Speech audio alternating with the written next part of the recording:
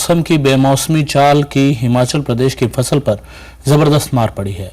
Global warming की वजह से पड़ी सूखी सर्दी ने राबी और सेब की फसल पर कहर बरपा दिया है, जिसकी वजह से खेत खाली ही पड़े हैं। साथ ही इस मौसम की ठंड को लोगों के लिए भी झेलना मुश्किल हो रहा है, जबकि बेहाल हैं बेमौसमी ठंड की बीमारियों से। सेब की फसल के लिए भी बहुत बड़ा नुकसान है और कृषि में तो बुरा ही हाल है। इस साल जो पिछली फसल है वो भी पूरी तरह से मक्की की फसल नहीं हुई और अब के भी फसल का कोई उम्मीद नहीं है, क्योंकि अभी तक गेहूं भी किसान पूरी तरह से बीज नहीं पाए हैं।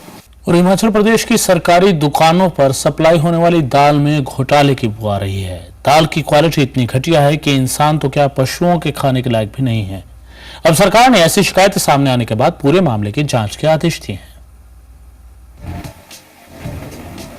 चने की दाल के पैकेट हाथ में लिए ये लोग ये दिखाने की कोशिश कर रहे हैं कि जो दाल इनके हाथ में है वो दाल कम पत्थर ज्यादा हैं। यानी जो दाल इस बार ऊना की सरकारी राशन की दुकानों पर आई है वो इतनी घटिया है कि जमकर पत्थर बन चुकी है और तो और पशुओं के खाने लायक भी नहीं है। ऐसी करीब 5 क्विंटल दाल विभाग ने सरकारी दुकानों पर भेजी है। मामला तब सामने आया जब कुछ लोगों ने इसकी शिकायत दर्ज कराई। घटिया दाल के ये पैकेट सितंबर 2012 में पैक किए गए हैं, जिस पर बेस्ट बिफोर 3 मंथ्स लिखा हुआ है।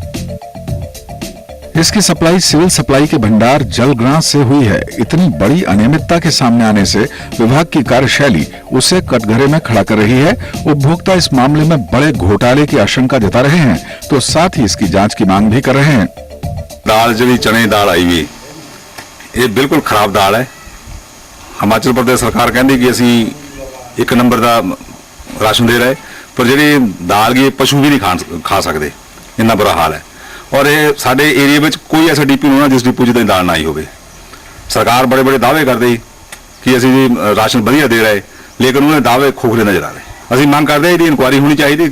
जिस बंदे ने ये दाल खरीदी है, जिन्हें टेंडर ले है, वो पारदर्शिता होनी चाहिए। लोगों को सरकारी दुकान पर मिल रही घटिया दाल की शिकायत मिलने के बाद उपायुक्त ने मामले की जांच की बात कही है।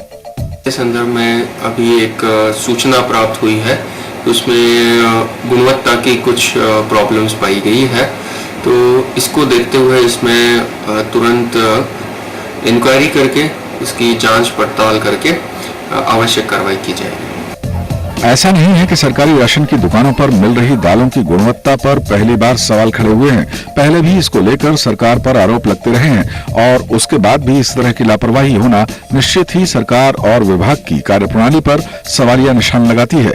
राकेश मल्ही, जी हिमाचल, ऊना। गोल्ड ने आज नया रिकॉर्ड बनाया है। देश दुनिया की खबरों में सबसे पहली खबर सोने से जुड़ी। मुंबई में 10 ग्राम सोने की कीमत 33,000 के पार पहुंच गई है। वहीं दिल्ली में सोना 32,975 रुपए में बिक रहा है।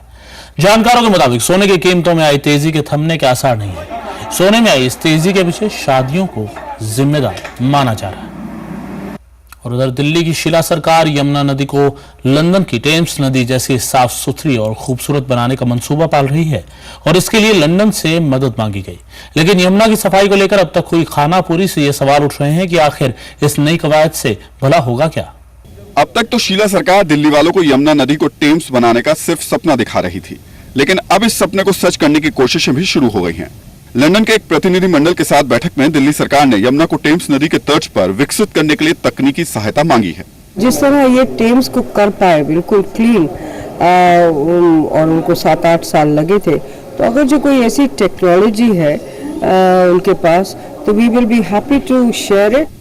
अब तक दिल्ली सरकार यमुना की सफाई के लिए जापानी कंपनी से आर्थिक मदद के तौर पर अरबों खर्च कर चुकी है। यमुना की सफाई को लेकर यमुना एक्शन प्लान 1 और 2 पर करीब 1500 करोड़ रुपए खर्च हो चुके हैं। यही नहीं, यमुना एक्शन प्लान 3 में भी करीब 1600 करोड़ रुपए खर्च करने की योजना है। इस सब के बाद दिल्ली सरकार अब यमुना की तस्वीर बदलने के लिए लंदन प्रशासन से मदद मांग रही है। हालांकि लंदन प्रशासन खुद ही टेम्स नदी की सफाई को लेकर हुए काम से संतुष्ट नहीं है।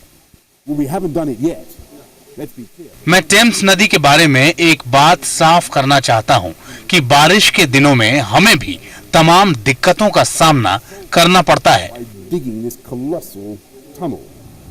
सवाल यह है कि क्या अरबों रुपए खर्च कर जिस नदी की तस्वीर नहीं बदली, क्या लंदन की मदद से उसकी तकदीर संवर पाएगी। और अब भारत में झारखंड के बोकारो में मच्छर पूजा की तस्वीरें, जहां बाकायदा मच्छर की आरती उतारी गई, दिया जलाया गया और वो सारे मंत्र पढ़े गए जो कि देवी देवताओं की पूजा में पढ़े जाते हैं। असल में यह सब हो रहा है स्थानीय प्रशासन को उसकी गलती का एहसास कराने के लिए। लोगों का कहना है कि प्रशासन मच्छरों की रोकथाम पर ध्यान नहीं दे रहा और यही वजह है कि उन्हें मच्छर से ही दुआ करनी पड़ रही है कि वो लोगों पर रहम करें। जय मच्छर देवता जी। अंतर्राष्ट्रीय खबरों का रुख करते हैं। फिलिस्तीन के पूर्व राष्ट्रपति यासर अराफात का शव 8 साल बाद उनकी कब्र खोद कर निकाला गया ताकि ये पता लगाया जा सके कि 11 नवंबर 2004 को फ्रांस के एक अस्पताल में उनकी मौत किस वजह से हुई थी। कहीं ये जहर की वजह से तो नहीं हुई थी। दर्शकों को बता दें कि फिलिस्तीनियों को शक है कि इजरायल ने उन्हें जहर दिया था।